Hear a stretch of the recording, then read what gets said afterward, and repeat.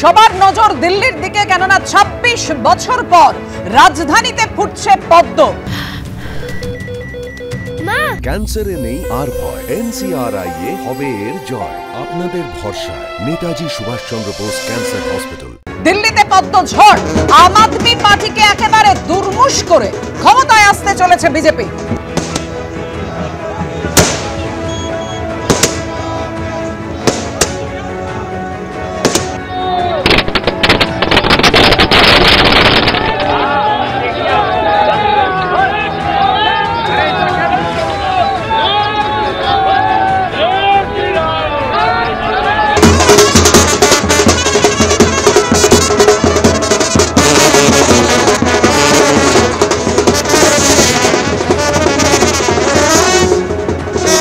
বুঝতেই পাচ্ছেন ২৬ বছর পর, ১৯৯৮ এর পর এবার দিল্লি দখলের পথে বিজেপি।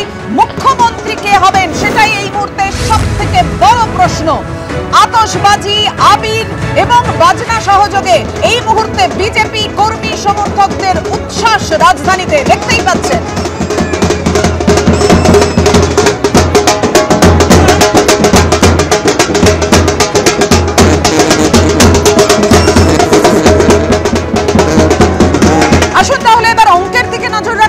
দিল্লি বিধানসভার ৭০টি আসনের মধ্যে ৪৭টি আসনে এগিয়ে রয়েছে বিজেপি, আপ এগিয়ে রয়েছে ২৩টি আসনে। কংগ্রেসের ঝুলি একেবারে শূন্য। অনেকে তো ঠাট্টা রসিকতা করে বলছেন যে কংগ্রেস শূন্যতে হ্যাট্রিক করলো।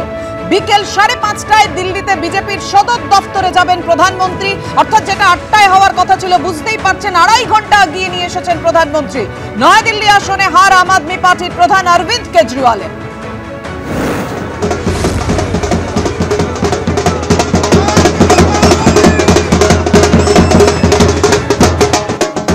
কেজরিওয়ালকে হারিয়ে জয়েন্ট কিলার বিজেপি প্রার্থী প্রবেশ শর্মা।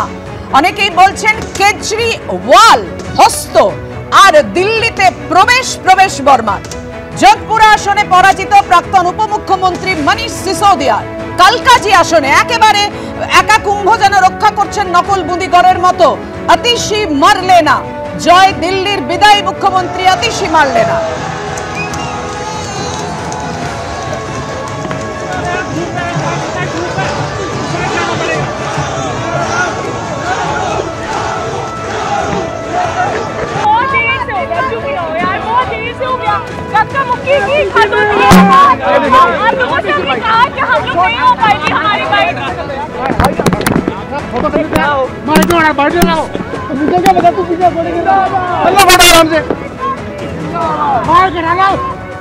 सबसे पहले तो मैं कालकाजी विधानसभा की जनता का धन्यवाद करना चाहती हूँ जो उन्होंने मुझ पर भरोसा दिखाया।